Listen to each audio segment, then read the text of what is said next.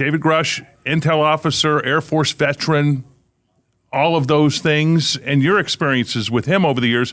He testified, the picture is very vivid in my mind, when he testified before Congress, and you're sitting there listening to him, front row, sitting right behind him there for that testimony. What's your background with David Grush, how he got here? I was at a conference, a UFO conference in Huntsville, Alabama, and sitting at the bar, which is strange for me to be sitting at the bar, but I was sitting at the bar, and Jeremy Corbell was recording video of me sitting there just for cover shots, and up walks this really tall guy, and it's David Grush, and he introduced himself to me and shared some information that I could not release at the time, which has since gone public, but we struck up a conversation. I was the first journalist he'd reached out to. We spent a lot of time with him over that weekend while we were there, and then, now he's well known. Jeremy and I helped make it happen that he was one of the witnesses to testify at that hearing, and the stuff that came out of his mouth was astounding. We've got crash saucers, we've got recovered bodies, we've got biologics, I think was the word he used, and he had been assigned by Jay Stratton, who ran the UAP task force at the time. Hey, you've got the clearances, go look for where this stuff is stashed. And he went through all these different intelligence agencies and found people who came forward and told him where it was stashed and what we had. And so he was, is a key whistleblower who has been subjected to a number of attacks. Like anybody who does step forward, you're going to get it. There's a lot of harassment and intimidation and threats. There have been releases of personal medical stuff. So he's paid a price for it. And it was great to see him back in action. He's been kind of quiet for a while. Well, it was interesting to see him there. He brought up a point that I thought was rather interesting. We're going to run the first interview with him, where he calls it unlawful that this stuff is being kept secret. Here's David Grush. Many of the president's team has been kept in the dark by high-ego, politically appointed actors, both because of incompetence and malicious intent, has subverted the president's order on this issue. Furthermore, some of this foreign intelligence has not been provided to Congress despite lawful requests to the Defense Intelligence Agency last summer, and also having formally been published across the IC and analyzed by such analytical centers such as NASIC. These records belong under congressional oversight, and I believe DIA should stop obstructing Chairwoman Luna's task force and provide those documents to Congress and enter it through mandatory declassification review so the American public can see some of the foreign intelligence I had access to. Secrecy around this issue did not appear overnight. Subsequent executive orders, Secretary of Defense memorandums, compartmented security, basically nullified Congress's role with the judicial branch with oversight of this issue. Remember, classification exists to protect the nation. Executive Order 13526 discusses what can and cannot be classified. Embarrassment, hiding funds, criminal activity, and the basic information about scientific information in the universe is unlawful for it to be classified. Okay, David Grush knows his stuff in the sense that he's been there, done that, seen it, seen a lot of it, and now is coming forward. He seems, would you say, a little impatient right now with how slow? A lot of people are impatient with how slow the disclosure is coming, even though it's coming at a more rapid pace than ever. Is that right? I think Dave has felt that he's been out on a limb by himself for too long, that there are other people who are deep insiders who really were high-ranking folks who could be out there with him sharing information. Now, we've had more witnesses and whistleblowers come forward, but probably not the top-level people who are responsible for the cover-up that he's talking about. He mentioned the DIA. I know exactly what documents he's talking about. It's the OSAP program. It was based here in Las Vegas, the largest UFO investigation ever funded by the U.S. government. Not one page of those documents has been made public. A lot of information has come out. There have been a couple of books about the OSAP program. I co-authored two of them with the guy who was the manager of it. Robert Bigelow is the guy who got the contract. He's spoken about it. Colin Kelleher, who is the on-site manager here in Las Vegas, has spoken about it. But the actual documents have not been released, and they should be. There's nothing in there. I'm somewhat familiar with the contents in there. There's nothing in there that the public can't handle. There's nothing in there that should be withheld. There's some that's very sensitive, and there's personal information that would need to be redacted. But if you file a FOIA request with the DIA, which I did myself, they'll say, we can't find them. There's been thousands of those requests. We don't know what you're talking about. We can't find them. Well, they exist. We know they exist, but they haven't been coughed up. That's just one part of it. This cover-up has been underway for 79 years, and there's all kinds of stuff that's stashed away. The best stuff is the physical evidence, bodies, craft, things of that sort, which are probably in the hands of private contractors, so that there's a distance between what Congress can ask for and what it can actually get. He's right. Congress has been blocked. It's been blocked by Congress. There are higher-ups in Congress who've allowed this committee, this task force to be created, go after it, go get the stuff, and then behind the scenes, they kill it. They don't give them subpoena power. You know, the Senate is really where this started. Harry Reid, after he did an interview with us right after the New York Times story in 2017, said his phone starts ringing off the hook. We didn't know you were into this UFO stuff. Senators like Marco Rubio and Warner and a few others were having closed-door meetings. You don't hear anything from them anymore. Marco's, got a couple of new jobs, but the attempts by Schumer to get legislation that would force disclosure, that was killed. It's been killed multiple times. And, there are some powerful people at work here. And the closer you get to the goodies, the real stuff, the harder the pushback becomes. No, and in fact, he was joined by a few congressmen there that the names that you'll know. We're going to have some interviews with them in a moment. It seems to be, real quick, we're going to break, but a bipartisan issue. You're talking people, well, few things are bipartisan in D.C. these days, but this issue is bipartisan. Yeah. And that's what you found. That's your experience. It's amazing, isn't it, that there's anything that the two sides can agree on, but UFO transparency, if not disclosure, is one of them. And some of these people that we're going to hear from are way out in front on it, risking their political careers to demand transparency. And so far, they've been blocked. And we will hear from some of them. They were there on the steps of the Capitol with David Grush recently. Okay, I'm curious, as we get to some of these congressmen here, how many of them reach out to you for information? How often do you reach out to them? How does that work? Is it pretty much 50-50? Is it back and forth between you and them when you're having these conversations? It goes both ways. Yeah, and It's frequent. It's every week. It's been that way for a long time. They're looking for sources of information and who the players are and things like that. It's one of the reasons we've helped them. Jeremy Corbell and I helped them line up witnesses for the various hearings, and I became one of them. And, so they're looking for people and encouraging people to come forward, but they recognize the risks to whistleblowers who have signed non-disclosure agreements, who have security clearances, whose livelihoods and lives, in some cases, depend on them keeping quiet. Eric Burleson is one of those, front and center. Republican from Missouri, talks about the stonewalling efforts that he sees as a congressman that he sees. And here's what he said on the steps of the Capitol. For decades, the American people have been treated like children, told that our government secrets that they don't get to know. Don't ask, don't expect answers, just trust the process. Well, the American people are done with that answer, and I'm done with that answer. Over the last 3 years, we have made more progress on this issue than at any point in modern history. We've held hearings. We've reviewed Russian and Brazilian records, including a formal FBI inquiry into the '96 Varginha incident, where witnesses alleged the Brazilian military captured non-human entities and craft and buried the truth. Today, Aldo Rebelo, who was the Ministry of Defense at the time, came forward and admitted that this event was true.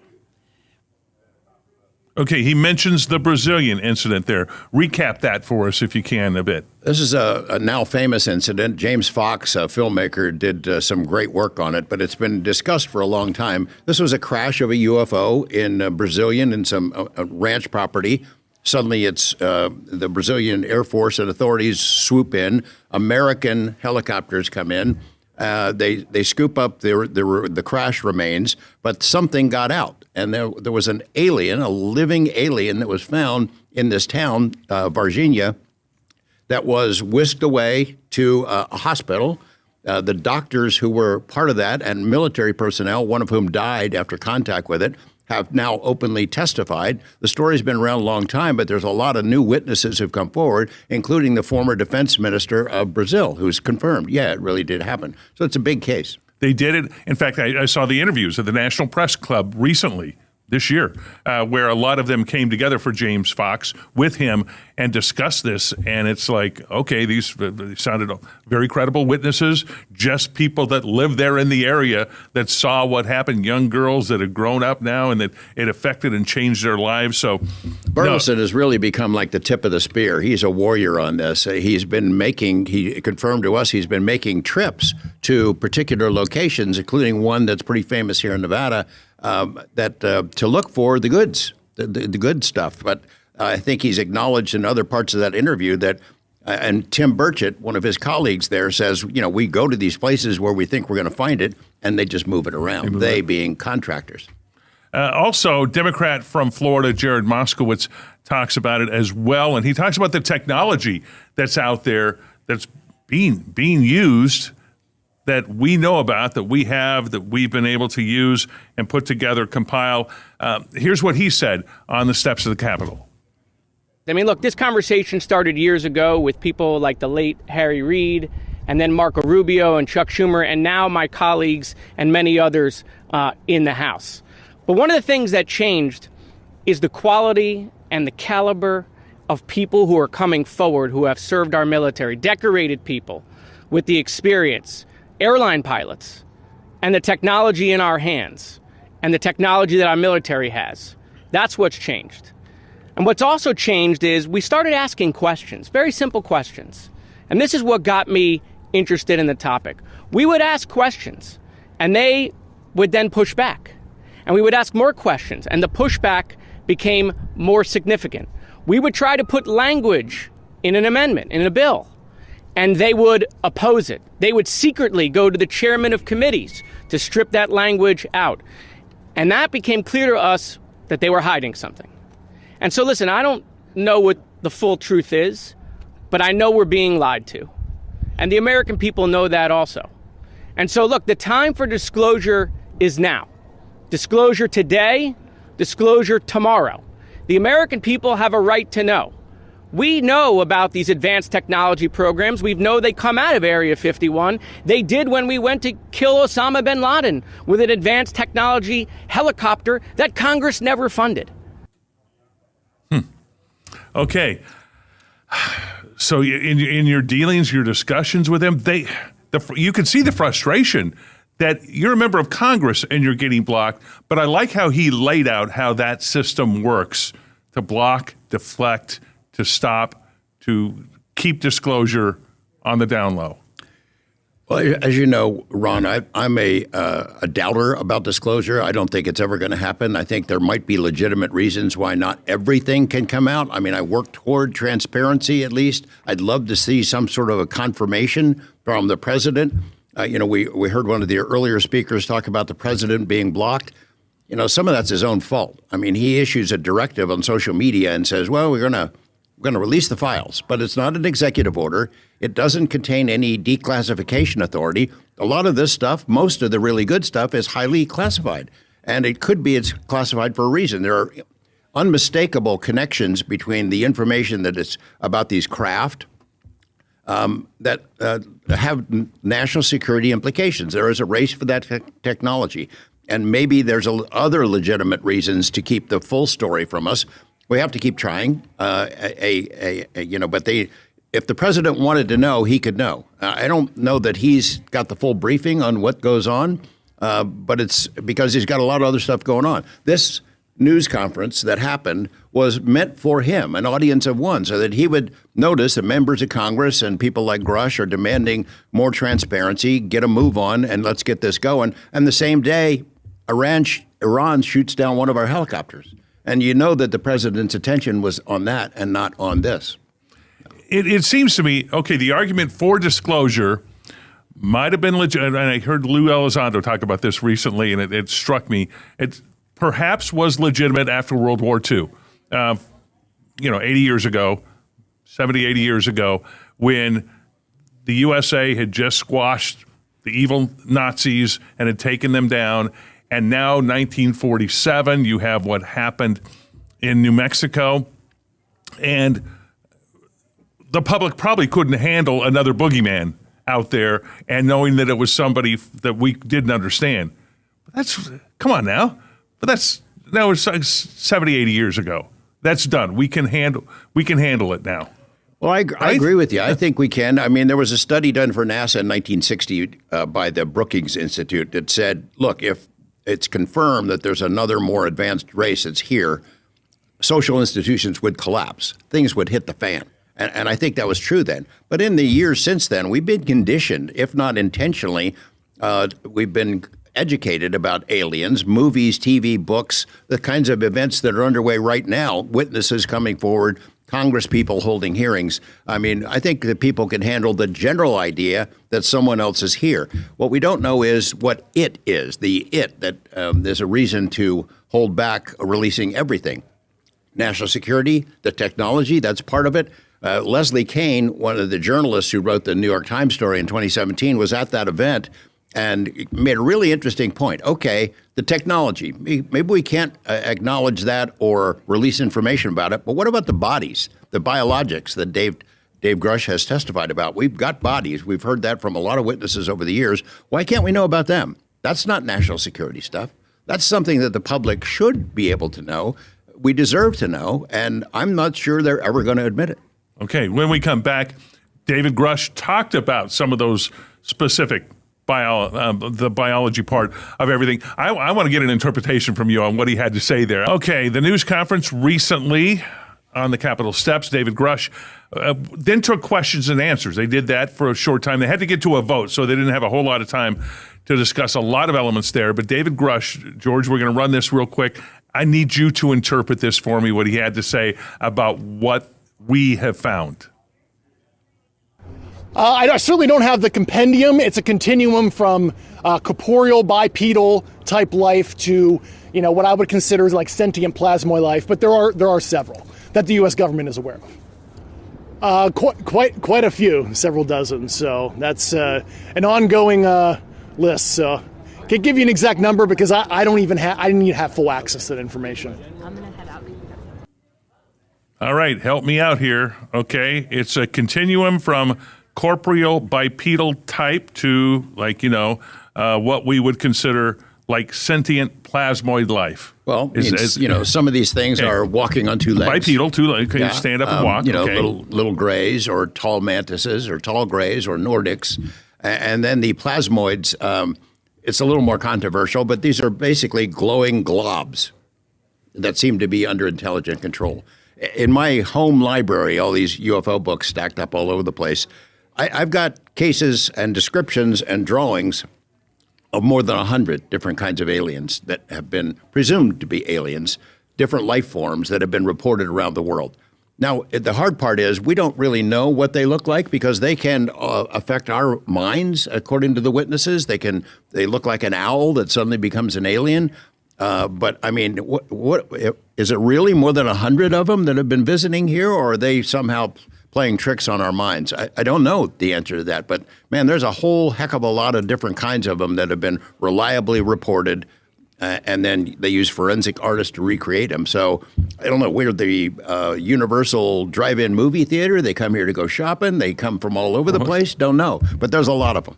Okay, my question about David Grush, has he actually seen them, or has he been told that they exist? He's been told they exist by people who work inside these programs. And in some cases, I think he's seen photos and has seen internal reports that describe what was found in crashes, not just Roswell or Kecksburg or things like that, or Kingman, which was we've covered. It's pretty close here, and not all of them were dead. Some of them were alive. And there's pretty reliable reports from a good source that we've revealed in the past that we had a live one here in Nevada for a while, and they didn't know how to communicate with it.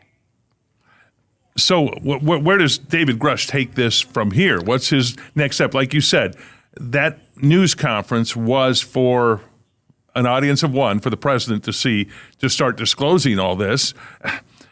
Can that happen? Okay, if Donald Trump sees and knows that we have that, President Trump, Would he release it?